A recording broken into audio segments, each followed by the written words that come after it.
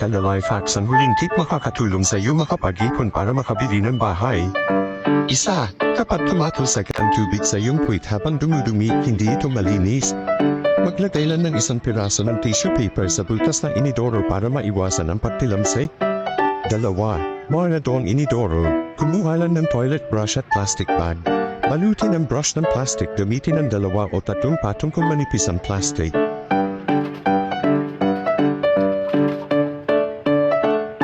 Ipasok ito sa inidoro at itulak ng mabilis, mas mabisa. Sa loob ng 30 segundo, mawawala na ang bara. 3.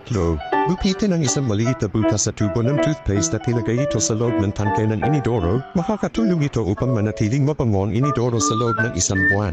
4. Alam mo ba kung paano gamitin ang tama ang mga button sa tangke ng inidoro? Pindutin ang maliit na button para kalahating tubig lang ang lumabas. Pindutin ang malaking button para sa buong tubig. Pindutin pareho para sa pinakamalakas na pressure ng tubig.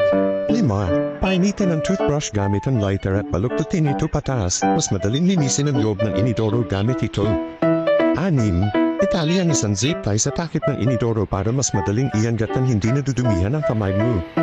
7. Ilan ng tubig ang isang plastic bottle at ilagay ito sa tangke ng inidoro. Makakatipid ka sa tubig, tataas ang water pressure, at makakatulong ito sa iyo na makaipon para makabili ng bahay. Kung nakatulong ito sa iyo, huwag kalimutang i-follow.